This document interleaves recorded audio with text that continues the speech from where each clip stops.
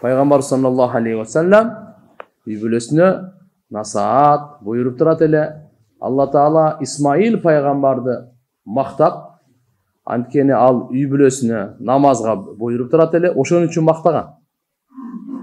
Жана Алла Тааланын алдында улуу даражалуу эле деп. Wa kana ya'muru ahlahu bis-salah wa kana 'inda rabbih mardiyya. Ниче кандай да мактатат? Үй бүлөсүнө намазга буйруп турат эле. Буйруп турат эле. Ошондуктан Алла субханаху ва таала Исмаил пайгамбарды мактаган. Ошончо туугандар, биз өзүбүздүн эле намазыбыз эмес, эртеге үй бүлөбүздүн намазына дагы кандайдыр бир деңгээлде жооп бар.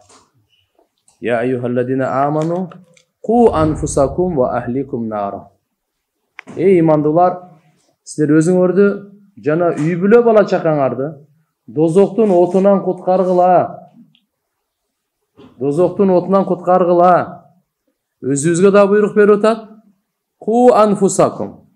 Өзүбүз дагы ушу дозокко түшпөйлү. Ва ахликум. Жана үй бүлө бала чакаңар да дозокко түшпөсүн. Аялыбыз дозокко түшпөсүн. Балдарыбыз дозокко түшпөсүн. Кыздарыбыз дозокко түшпөсүн. Неберелерибиз дозокко түшпөсүн. Бир туугандарыбыз дозокко түшпөсүн. Ата-энебиз дозокко түшпөсүн. Кандай кылып сактайбыз анда? Өзүбүздү дагы, аларды дагы. Имам Газали рахимахулла айткан, дин таалимин берип деген. Din talimin beri. İmandın talimin bereyle. İslam'dın talimin bereyle. İhsandın talimin bereyle. İman, İslam, İhsan. Cebrail perişte Peygamber sallallahu aleyhi ve sellem Medina'da bir top kişiler menen otursa, sahabalar menen gelip kalat. Umar razıyallahu anh aytat. Papakay giyip, çaçı kapkara. Sapardın hiçbir belgisi yok. Onda çetkanda jakın ele жерден келгендей да. Андай desek бирөөбүз да тааныбайбыз. Uzaktan geldi desek, sapardın belgisi yok. Sapardan gelgen kişinde çаңып kalat, kıynalıp kalat, жүдөп kalat. Андай dagы yok. Gelgenine taң kalıştı olgan. Peygamber sallallahu aleyhi ve sellem'in tizesini koyup oturup adep menen, ya Muhammed, akhbirni anil iman, akhbirni anil islam, akhbirni anil ihsan. 3 sorunu soragan ele. İman, İslam, ihsan. Biz üçön teң ayalыбызга, bala чакабызга айтышыбыз керек экен. Андан кийин башкаларга дагы. Peygamberimizden imandı soraganda Peygamberimiz aytты. Antu'mina billah. İman emne? İman degen emne? İmandan kabar beriңizçi dep surap atat. Peygamber sallallahu aleyhi ve sellem ayttat, iman degen bir Allah'a iman keltirүүң. Kantip iman keltirебиз? Al жалгыз, al бар, ишенебиз. Бардык ааламды жаратуучу өзү. Bardıq sıfatında Allah subhanahu wa ta'ala dişken, kamal. Allah'a iman keltiririz. Anın periştelerini, paygambarlarına, kitaplarını, taqdırga, жақшылық жамандығы, жана қияматқа дейт. Ушул 6 имандын түркүгүн әр бирибиz билишибиз керек, бекем ишенишибиз керек. Үй бүлө бала чакабызга үйрөтүшүбүз керек, алар бардыгы билсин ушуну. Бирөөсү аксап калса чатак. Имандуу жашоо деп ушуну айтат. Эртеге кыямат күндө Алла субханаху ва таала баарыбызды иманга жараша кайрылат. Куранда я айюхалладина аману, эй имандуулар. Ошо 6 иман келтиргендерди айтат. 6 iman keltirip, uşuğa beken bolsun. İmanımız beken bolsun. İslam ne dedi? Estegende, uşun paygambarımız bardın aytıp berdi da. Aytıp bergende Cebrail, Allah'a çeyin jönök o bu kişi. Özü perişte ekenini bildirgen emес da. Aytып атпайбы? Туура айтасың дейт. Сахабалар ошондо билбегенин сурап туруп, пайгамбарыбыздан жооп алып, анан кайра туура айтасың деп тастыктап койгону бул кандай болду? Таң калдык дейт. Анан ислам не деди? Пайгамбарыбыз саллаллаху алейхи вассалам исламдын 5 түркүгүн айтты. Күбөлүк бермеклиги. Бир Алладан башка сыйынганга ылайыктуу зат жок. Ал жараттыбы? Болду, ибадатка да ылайык өзү. Жаратууда Алланын шериги жокпу? Ибадатта да анын шериги болбош керек. Аллаху халику кулли шей, ар бир нерсени жаратуучу өзүбү? Шериги жокпу? Ибадатта да шериги болбош керек. Аллага гана таандык ибадат. Күбөлүк бермеклигиң, Алладан башка сыйынганга ылайыктуу зат жок, жаратуучу жок. Мухаммад анын элчиси 5 убакыт намаз тургузмагын, орозо, зекет, ажылык. Дагы туура айтасың деп койду. Үчүнчүсү ихсан деген суроону берди. Ахбирни анил ихсан.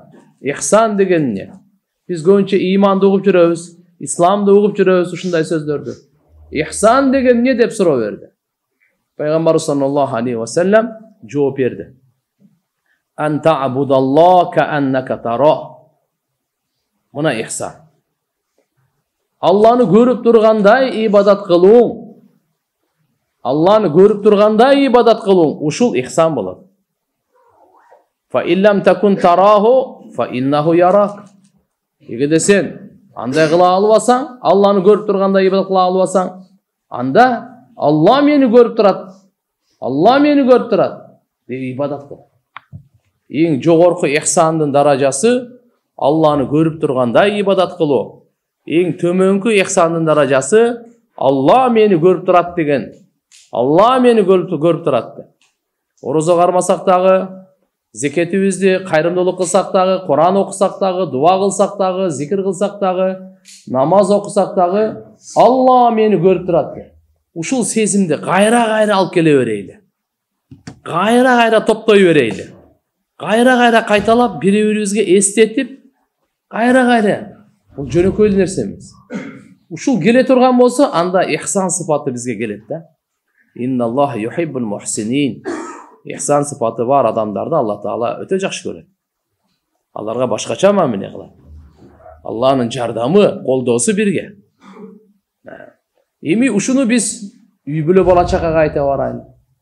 Андан кийин дагы бир топ суроолорду берген, кыямат качан болот деп деле пайгамбарыбыз айтты. Суроочуга караган, суралынганга караганда суроочу бирүүчүрөөк деп койду. Суралынганга караганда суроочу бирүүчүрөөк деп койду. Анда кыяматтын белгилери дегенде анан айтты да. Ятатавалуна фил буньян. Көрөсүң ошондо, жылаңайлак жүргөндөр, төө кайтаргандар, арабтарды айтат. Төө кайтаргандар, жылаңайлак жүргөндөр курулушта бири-биринен жарышат. Бирөө 120 этаж курду, бирөө 150 этаж, дагы бир паланча. Көрөсүң дейт.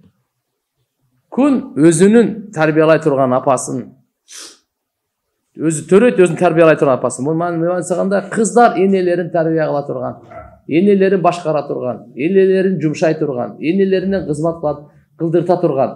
Ушундай жакындап калса билип кой, бул кыяматка жакындап калган. Кыскасы ушундай суроолорду берип анан кетип калды. Пайгамбарыбыз кеткенден кийин, ол киши кеткенден кийин айтты, билдиңерби деди, ким келди мына? Пайгамбар сахабалар айтышты, Алланын элчиси билет, биз билбедик ким деди. Пайгамбар айтты, Жабраил болчу деди. Адамдын өңүндө келген экен да. Жабраил болчу, келди силерге диниңерди үйрөтүү үчүн келди, анан кетти деди. Мынакей, адепти да үйрөттү, иманды, исламды, ихсанды үйрөттү, ахиретке даярданганды үйрөттү. Бардыгын үйрөтүп, анан акырын кетти. Ошончо туугандар, биз өзүбүздүкү эле жоопкерчилик эмес, биздин үй бүлөбүзгө да жоопкер экенбиз. Ошон үчүн аларды дагы жумшактык менен, сунуш иретинде, буйрук эмес, сунуш иретинде, мухаббат менен, сый урмат менен, тамак, чай, жакшы бир жемиш, ушулардын акырын аларды динге тартайлы. Биз менен кошо аялыбыз чогуу намаз окусун. Кандай чоң бакыт. Биз менен чогуу балдарыбыз чогуу намаз окусун. Кандай чоң бакыт. Kızlarыбыз биз менен чогуу намаз окусун. Кандай чоң бакыт? Чогуу Кур'ан окуйлы. Чогуу талимде отурайлы. Чогуу иманды сабагын кылайлы. Чогуу зикир кылайлы. Чогуу дуа кылайлы. Бул чоң нерсе. Ошон үчүн иншалла Алла Таала да Кур'анда, пайгамбар саллаллаху алейхи ва саллям хадистерде көп буга маани берип айтып кеткен. Андыктан урматтуу туугандар, бүгүнкү күнү үй бүлө маселеси эң бир актуалдуу, эң татаал, эң маанилүү маселелерден бири. Эң маанилүү маселелерден бири. Ошон үчүн үй бүлөнүн бактысы, үй бүлөнүн курулганы, буну уланып кетсин, машаалла, көктөп кетсин, гүлдөп кетсин, бул иман менен туугандар. Бүгүнкү күнү өтө көп суроолор, 70-80% деп айтсак да болот, суроолор ушу үй бүлө маселесинде да. Келишпегендер, бири-бирин укпаган, бири-бирин түшүнбөгөн, бири-бирин кыйнаган, бири-бирине зулумдук кылган. Эми кыскасы ушунун бардыгы тууган үйдө бизде пайгамбарыбыздын нурлуу амалдарын жоктугу. Пайгамбарыбыздын нурлуу амалдары жокпу? Шайтандын караңгылыгы басты да. Шайтандын караңгылыгы баскандан кийин көп акылдын деле кереги жок. Өтө көп билимдин деле кереги жок бугачы. Бул жердеги арам боло турганын, бири-бирин утурумдук эле кичине сый урмат болушу мүмкүн. Бирок түбөлүктүү буларда сый урмат болбойт. Ал караңгылыкты, шайтандын караңгылыгын жое турган пайгамбарыбыздын нурлуу амалдары бар. Ошо нурлуу амалдарды үйгө алып барсак, оңой эле жоюлуп кетет. Мына азыр өчүрүп коелу светти, капкараңгы болот. Бул караңгыны жоюш үчүн митинг-ситингдин кереги жок. Бул караңгыны жоюш үчүн мынтыктын кереги жок. Жардыруу-бардыруу, тополоңдун кереги жок. Караңгыны жоюш үчүн жарыктыктын кереги бар. Жарыктыкты үйгө алып кел, болду, кетти. Аны кууп чыккан оңой эле.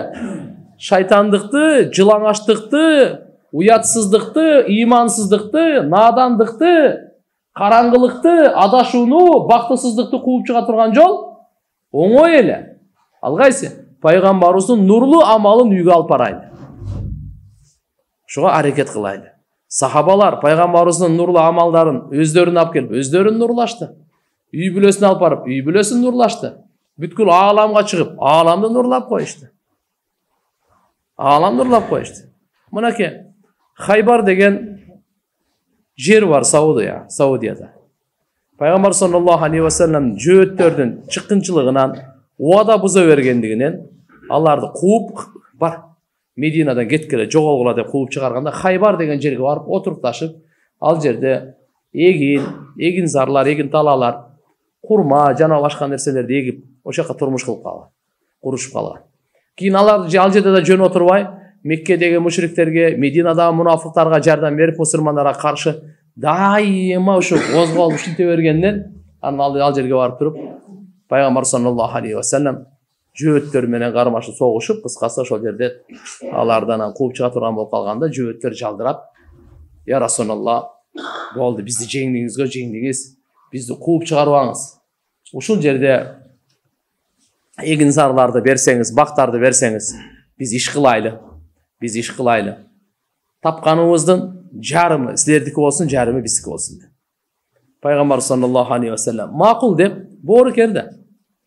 Жөөттөргө макул деп анан ошол жерге Абдулла ибн Раваха разияллаху анхуну жөнөтүп коет эле, түшүм алган убакта аларга ошол келишим менен, мына мусулман эместер менен деле келишим кылган пайгамбар саллаллаху алейхи ва саллям. Иштешкен мамиледе макул деди, барат беле. Түшүм алгандан кийин экиге бөлөт эле. Экиге бөлүп туруп жөөттөргө айтат эле. Мына ошо экиге бөлүнгөн кайсы бөлүгүн кааласаңар алгыла, калганын мен алайын дейт эле. Мына адилеттүүлүк. Болбосо алардын кол алдында бөлүп жакшынакайын тандап алып эле, баре. Ошого жашай бергиле шүгүр кылып. Андай деген жок. Бийлигине, күчүнө таянып туруп аларды жок. Андай кылган жок. Экиге бөлүп, сен танда, калганын мен алайын. Мына. Ошондой айтат эле, асман, жер ушундай адилеттүүлүктүн себебинен гана турат да деп, жөөттөр мойнуна алат эле. Урматтуу агай мусулман бир туугандар, Мынакей Hazret Umar radıyallahu anh'ın hutbalarından aytat ele. Bul dünya bu ümiti түш да жөн эле. Ümiti bul түш эле. Вакытсы кыскарып барып атат. Бара турган бу дүйнөдөн сапар ахиретке жакын. Ушундай жол өлүмгө кыйшыгы жок. Бул жака өтүп кете турган, өлүмдөн бул жака өтүп кете турган жок. Түп-түз өлүмгө бара турган кыйшыгы жок жол. Ошо жол азайып баратат дейт. Ким Алла Таала райым кылсын ушундай кишиге.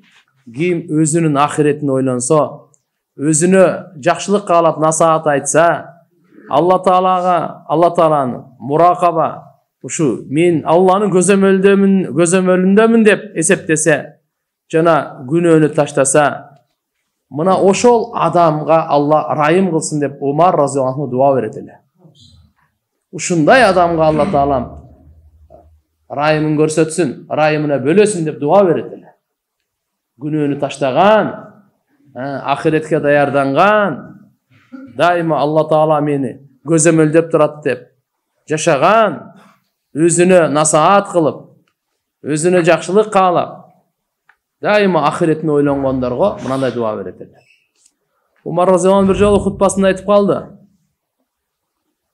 Силер мага ушундай бир кишиге таап бергилечи дейт.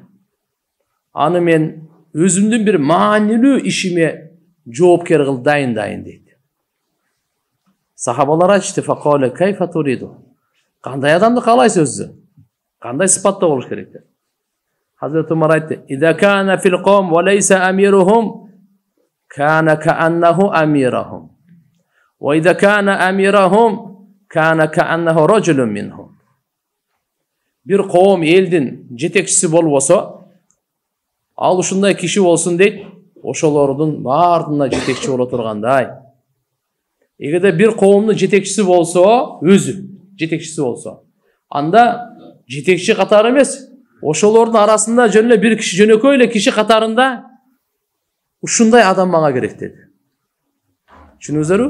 Өзү жетекчи эмес болсо, жоопкерчиликти алып, мисалы ушу элибиздин, кварталыбыздын жакшылыгына деп жоопкерчилигин көздөгөн. Болсо ал жооптуу эмес, жооптуу кишиси деле жок.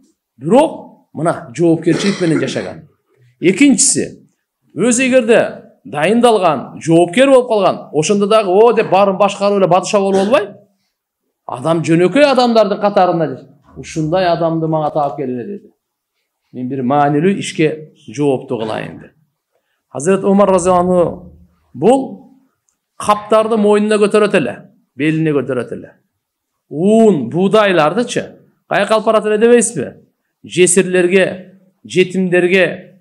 Ошондо сахабалар айтат эле: "Я амиру муъминин, момундардын амири. Сиз көтөрбөңүз, бизге айтсаңыз биз эле көтөрөбүз" деп. Hazret Umar не дейт эле? "Макул. Эртең кыямат күнү менин күнөөмдү ким көтөрсө, мен ошого көтөртөйүн" дейт. Менин күнөөмдү ким көтөрөт? Көтөрө ала тургандар болсо, мейли, анда калп көтөрөт. Эгерде эртең кыямат күнү менин күнөөмдү көтөрө албайсың, ала албайсыңарбы? Анда менин көтөргөнүмө киришпегиле дейт.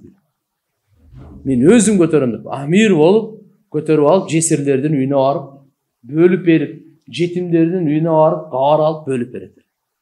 Мынакей Hazret Umar разыяллаху анхунун жөнөкөйлүгү дагы, Аллаху акбар. Ошол эле кезде амир, момундардын амири болгону дагы өзү айткандай да, өзү айткандай.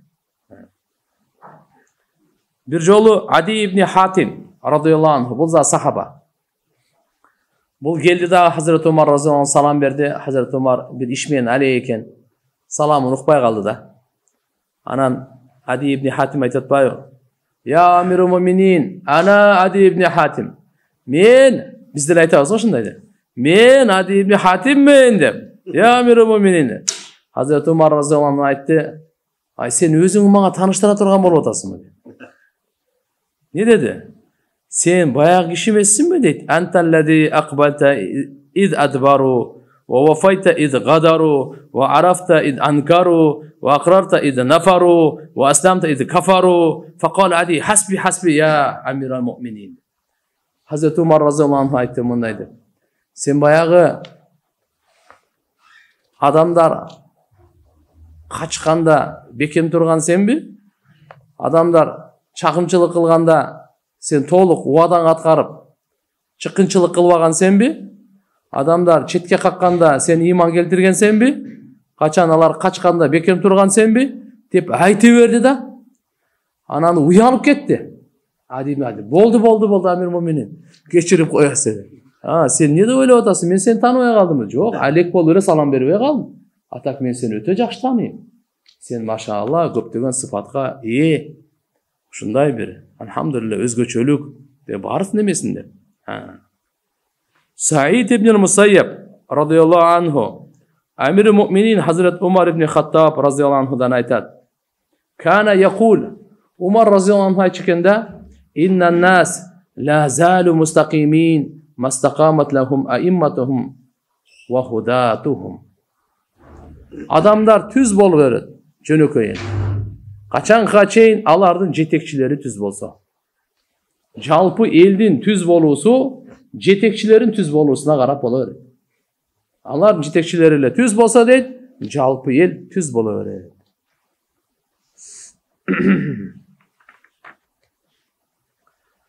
Сахih Бухариде риваят келет. Малик ибн Аус айтат, бир жолу Hazret Umar разıyallahu anhu мага бир кишини жиберген экен, чакырып келгиле деп. Мен бардым. О барганда кичине күн көтөрүлүп калган учур болчу дейт. Барсам, Hazret Umar разıyallahu anhu отурган экен. Анан ошол жерде бир учурда эле бир топ кишилер эшикти такылдатып калды. Эшикти такылдатып калды. Мен эшикти карап туруп ошол жерде сакчылардан бирөөсү бар эле эшикти ачса, Усман, Абдурахман ибн Ауф, Зубайр, Саад радıyallahu anhum. Ушулар келип калган экен. Булар сурап калды, Амир-i Mu'minin үйдөбү дедиле, үйдө деди. Уруксат сураңызчы, уруксат берсе үйгө кирейли дейт. Hazret Umarга айтты эле, кимдер? Ушулар келиптир. Уруксат сурап атат сизге киргенге. Макул, кире берсин деди. Булар барды, кирди. Отуруп сүйлөшүп отургандан кийин дагы эшик такылдатылып калды. Сакчы эшикти ачса, Hazret Али менен Аббас экен. Радıyallahu anhuma. Алар да уруксат сурап калды. Кирсек болобу? Бир маселебиз бар эле, ортобузда чече албай атабыз. Талаштуу маселе эле. Hazret Umar разıyallahu anhu макул кир деди. Экөө кирип келди. Ортосунда кичине ошо дүнүйө маселеси бар эле, жер маселеси бар эле, бактар маселеси бар эле. Экөө кирип келди. Hazret Umar razıyallahu anh gelip aytты, bizdin maselemizi çeçip beriniz dedi. Алтоо дагы айтты. Берки жанында отургандар, чечип берип коюңуз дагы, биринен бирин рахаттандырып коюңуз dedi. Болосо булардын талашы токтобойт dedi. Hazret Umar razıyallahu anhu биринчи Аллага ант берип, асман менен жер анын өкүмү менен турат. Силер билесиңер да, пайгамбарыбыз Мухаммад алейхиссалам айтканын, ла нурасу ва инна ма таракна садака. Пайгамбарыбыз Мухаммад алейхиссалам айткан, биз пайгамбарлар мураска таштабайбыз мал мүлктү. Мураска мал мүлктү таштабайбыз. Эмнени таштасак, ма таракна садака, ал садака болот. Ал мурас болбойт. Деген пайгамбарыбыз саллаллаху алейхи ва салламдын берекелүү улуу осуяты бар. Урматтуу мусулман бир туугандар, ар бир адам өлгөндө өзүнүн мураскоруна бир мал мүлк таштап кетет. Бир шапке болсо да, саат болсо, патинке болсо дагы, акчабы, сомбу, жерби, бакпы, машинеби, бул мураска бөлүнүш керек. Адам өзү ийгилик кылган нерселер кийим кечеден тартып бардыгы мураска бөлүнөт. Ал мурастын үлүшүн Алла Таала Кур'ан-ы Каримде бардыгын чектеп, белгилеп айтып койгон. Эми Hazret Пайгамбарыбыз саллаллаху алейхи ва саллам дүйнөдөн өткөндө дагы бир топ мал мүлктөр калган эле. Аны болсо жакындары ким? Hazret Али разıyallahu anhu, Аббас разıyallahu anhu, ошолор талап кылып келген эле. Аларга айткан ошо сөзүн айтып атат. Аларга айтты дагы, кийин бул экөөнө карап дагы айтты. Аллага ант, асман менен жер Алланын өкүмү менен турат. Силер билесиңерби пайгамбарыбыз мындай деп айтканын? Биз пайгамбарлардын жамааты мураска калтырбайбыз эч нерсени. Эмне таштап кетсек, ал садака болот. Алар айтты, ооба деди. Албетте пайгамбарыбыз саллаллаху алейхи ва салламга Алла Таала өзгөчөлөп, башка бирөөгө өзгөчөлөбөгөн Fay, олжонун бир малы болот, фай деп. Ошондой берген эле. Жана андан пайгамбарыбыз өзүнүн үй бүлөсүнө, бала чакасына сарптап турчу эле, ашкандарын, мусулмандардын кажеттерине сарптайт эле. Пайгамбар саллаллаху алейхи ва саллям кана яхуду минху нафаката санати, бир жылдык нафакасын ошол жерден алып турат эле, расходторун үй бүлөсүнө сарптап турчу. Пайгамбарыбыз өткөндөн кийин эми булар келип атат. Анан бөлүп бериңиз, мындай кылып бериңиз, тигиндей кылып бериңиз деп келди. Умар разияллаху анху айтты, жок деди. Пайгамбарыбыз өзүнүн доорунда кандай ушу садакага кандай мамиле кылса, андан кийин Абу Бакр Сыддык разияллаху анху кудум ошондой мамиле кылды. Мен дагы ал чызыктан чыкпаймын, ошондой мамиле кылам, кайсы жерге сарптаган болсо ошондой сарптайм деп. Ошондой болуп келген бир топ эле. Кийин Хазрат Али менен Аббас разияллаху анхума алар деле буну билет эле. Бирок булардын талап кылган максаты ушуну мутавалли, мындайча айтканда, башкаруу жоопкерчилигин бизге бериңиз. Биз билебиз, мураска бөлүнбөйт. Бирок биз ошону көзөмөлдөйлү, биз бөлүштүрүп берейли, биз караштырайлы ушуну деп кайра келе бергенден Хазрат Умар разияллаху анху ал экөөнү макул деп берип койгон эле. Берип койгондуктан дагы келишпей калды кандай учурда. Анан кийин булар келди. Хазрат Умар разияллаху анхуга келип, ошо баягы тополоң болуп аткан учурда мен силерге бердим эле. Силер болсо ушундай ант менен бердим эле. Пайгамбарыбыз Мухаммад алейхиссалам, андан кийин Абу Бакр, анан мен мынаке амир халифатчылыгымдагы башталгыч 2 жылда кандай амал кылсам, силер дагы ошондой амал кылабыз деп Аллага уада берип, ант берсеңер, анан мен силерге өткөрүп берейин деп. Макул деп алар ант берип, уада берген, өткөрүп берди эле. Эми дагы кайра келишпей келип атасыңар мага деді. Эми деді, эгерде келишпей ата турган болсоңор, анда мага кайтарып бериле деді. Мен экөөңөрдүн ордуңарга ушул пайгамбар саллаллаху алейхи ва салламдан калган мал, мүлк, садаканы мусулмандардын, пайгамбарыбыздын үй бүлө бала чакасына дагы, андан ашкандары мусулмандардын кажет муктаждарына дагы пайгамбарыбыз көрсөткөндөй жол менен мен өзүм кылып берем деді. Кандай болбосун, алар учурунда макул деп берди. Бул кайра ошо алып берип турган учур экен. Эгерде ажиз болсоңор кайтарып бериле деди. Кийин анан Умар разияллаху анху макул деп экөөнү берип койду эле. Хазрат Али разияллаху анху Аббаска үстөмдүү болуп алды. Андан кийин Хасандын колунда болду, андан кийин Хусейндин колунда болду радияллаху анхума. Кийин ушинтип анын урпактарына кийин өтүп кетти. Бул жерде анан да келише албаганы кайра алып, кайра сарптады.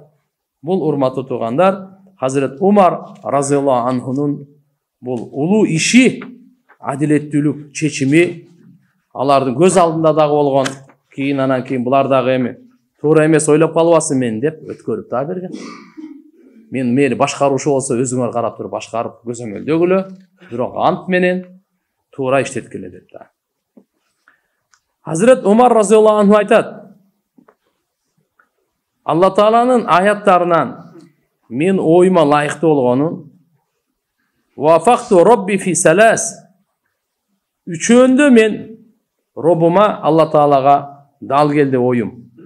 Бир риваятта вафакани робби фи салас, Робум мага ошо айтканы үчөөсү туура келди дейт. Кандай болбосун, биринчиси аятул хижаб, экинчиси Бадрдын туткундары боюнча, үчүнчүсү уруксат суроо боюнча. Ушу үчөөндө тең Хазрат Умар разияллаху анхунун сунушу, Алла Таала ошого жараша Умар разияллаху анхунун оюн колдоп аят түшүрүп койгон да. Умар разияллаху анхунун оюн колдоп аят түшүрдү. Хижаб боюнча дагы: Я Расулалла, ушу хижабка мына айтсаңыз, эми жакшы жаман бар, ар ким адамдар силерге келет. Бирөөнүн жүрөгүндө таквалык бар, бирөөнүн жүрөгүндө таквалык жок. Азважы мутахарат. Ошол айткандан хижаб түшүрдү Алла Таала. Бадрдын туткундары боюнча булардын бардыгы согушта кармалды эле, булардын баарын жок кылыш керек экен. Кийин жок деп алардан фидия алды эле. Андай боло турган болсо кийинки жылы Ухудта 70ти бергенге туура келди. Уруксат суроо боюнча Алла субханаху ва таала Хазрат бул Абдулла ибн Убай ибн Салул деген мунафыктардын раиси болгон Мединада. Ошол өлгөндө ушунун жаназасын шу окубасын деп көп жол айтты Умар разияллаху анху. Я Расулалла, Буга окубай эле коюңуз. Канча жамандык кылды, канча кыянаттык кылды. Окубай эле коюңуз буну. Пайгамбар саллаллаху алейхи ва саллям ага келди. Ага чейин Алла Тааладан ачык буйрук жок эле. Окуга деген 70 жолу истигфар. Алла Таала айтты, 70тен көп айтсаң деле бар кечирилбейт дейт. Жок, 70 жолу айтсаң да кечирилбейт дейт.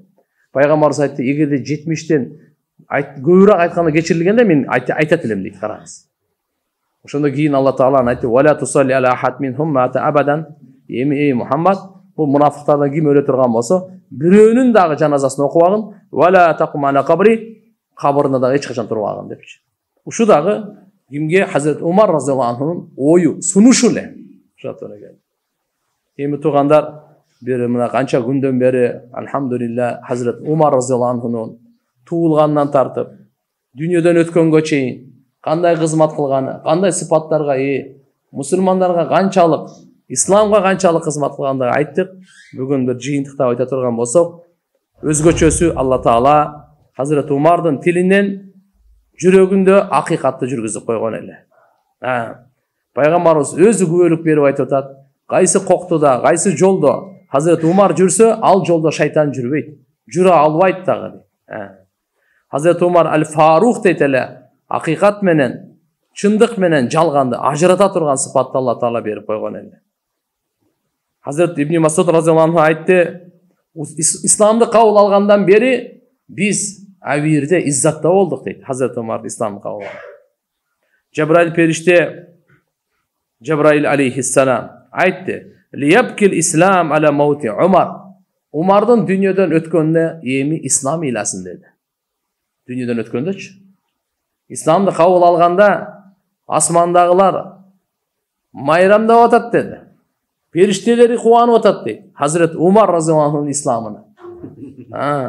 Бул пайгамбарыбыздын көзү дагы болчу, кулагы дагы болчу, вазири дагы болчу.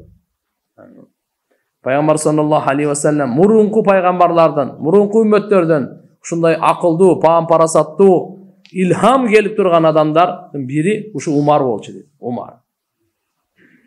Bunun karamatı emi subhanallah Medine'de turup ya Sariye el cebel kança kilometre kança uzak sapardağı askerlerge Medine'de turup ol kança kilometre uzaktağılarga ünün jetkirgen mınanday karamatga eyle. Mınanday karamat. Alar jеңилип бараткан болчу да душмандар мененчи. Анан ушул жерде Хазрет Умар разияллаху анху Мединада мечитте хутба айтып атып, хутбанын ортосунда эле башка сөзгө өтүп кеткен да. Я Сария жабал ал жабал. Анда Хазрет Али разияллаху анху айтат, эмне болду буга дейт. Темадан чыгып кетти го депчи. Анан кийин барып бүткөндөн кийин келип сурап атпайбы? Ушундай деп айтып бердиңиз го десе, сен угуп калдыңбы дейт. Мен эле эмес деди, баардык жамаат уккан деди. О деп анан кийин айтып берди мына.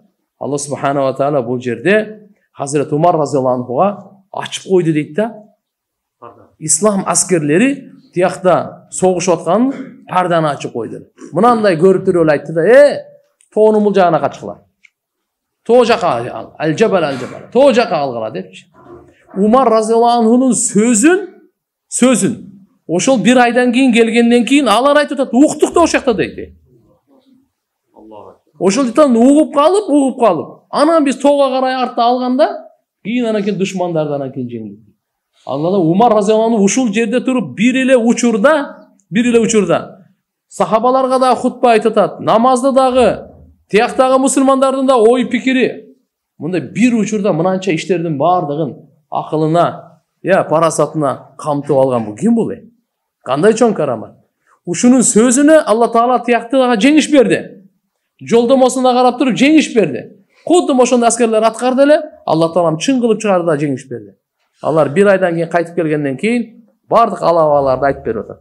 Мондай болгон. Пайгамбар саллаллаху алейхи ва саллям өзгөчө Умарга айткан: "Ашарикна я ухайя фи дуаик". Эй Умар, өзүңдүн дуаңда бизди шерик кылып кой. Бизди да кошуп кой дуаңда деп. Пайгамбар саллаллаху алейхи ва саллям Umar razıyallahu anh'a bir tuğanım деп айтып атат. Дуа кыласың. Umar razıyallahu anh umrага уруксат сурады эле. Уруксат берсеңиз барып келейин деп. Пайгамбар саллаллаху алейхи ва саллям уруксат берип, жана ал жака барып дуа кылганда bizi da koş koy duana unutpagın dedi.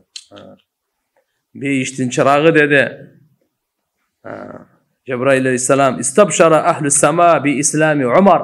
Umar'dan İslam'ı menen asmanlar olar kuş kavarlı oluştu bular. Bunun hicratı görsötü olgan bolçu. Ziyarat yana başkası. İnşallah buyursa keyinki sabaktan inşallah Osman ibn Affan radıyallahu anhu 3. halifa Amir-i Mu'minin Osman ibn Affan Peygamber sallallahu aleyhi ve sellem'den güyovalası turalı inşallah sabah kılağız. Allah Teala'm Umar'dan razı olsun. Allah Teala'm ümmetin tarafından Hazret Umar radıyallahu anhu'a жақсылықтарды versin. Allah Teala'm bizge dağı Peygamberimizden Abu Bakır'dan Umar'dan radıyallahu anhuman muhabbatımızga nasip kılsın. Baldarımızga nasip kılsın. Bu kişilerden maşallah kurbançılıkları, bulardan takvalı, ilimi, ya bulardan şunday kichbeyilliklerinden uşu sıfatlardan Allah Teala barımızga yeli yüzge buyursun.